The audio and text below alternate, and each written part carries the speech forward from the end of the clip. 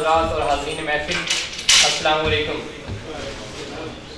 میں انتہائی خوشی ہے کہ آج گوجر فاؤنڈیشن کی طرفوں ایک نئی روایت وہ آغاز کیا جا رہا ہے۔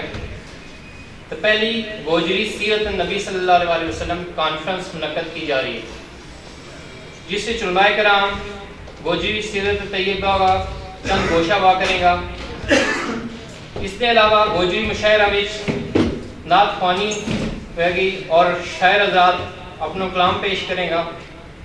فاؤنڈیشن واسطے یہ گل باعث اطمینان اور باعث اعزاز ہے کہ ہم اس فورم دے آقا نامدار حضرت محمد صلی اللہ علیہ وسلم کی تعریف و توصیف بیان کریں، انہاں کی نعت پڑھاں، انہاں کی تعلیمات کو ابلاغ کریں، انہاں کی زندگی کریں، تو انہاں کی سیرت طیبہ پر عمل پیرا ہویا کی کوشش کریں۔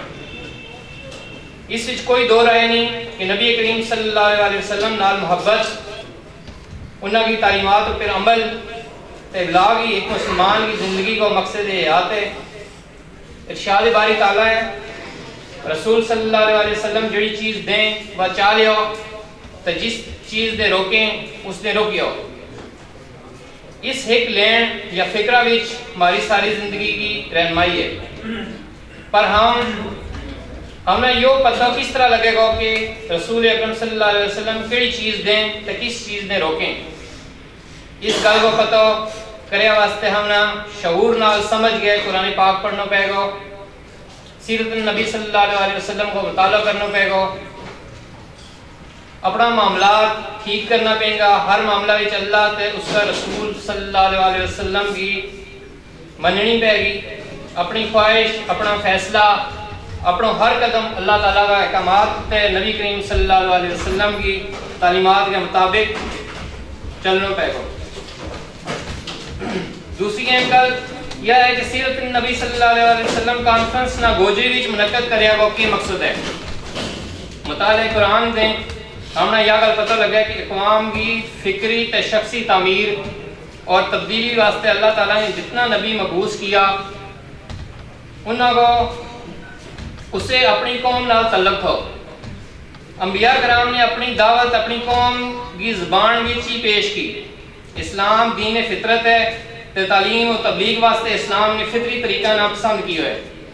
ارشاد باری تعالیٰ ہے کہ ہم جب بھی کوئی رسول بھیجتے ہیں تو اسی قوم ہی کی زبان میں بھیجتے ہیں تاکہ وہ وضاحت کے ساتھ خدا کا پیغام ان تک پہنچائے۔ سورہ آل ابراہیم۔ قابل غور گل یہ ہے کہ کدے یہ مشن غیر مانوس تک اجنبی زبان وچ پیش کیا جائے تو ایک بڑی تعداد دین کو پیغام سمجھ ہی نہ سکے۔ قانون فطرت کا اس اہم کلیہ دے ہم نے پتہ لگے کہ وہ تعلیم جڑی مادری زبان وچ دیتی جائے تاثیر تے افادیت رکھے۔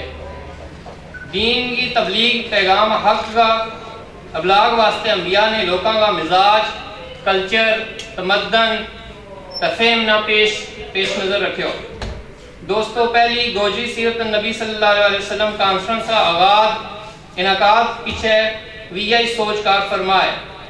انشاءاللہ وقت نال گوجر فاؤنڈیشن گوجری وچ دین کی اشاعت و ابلاغ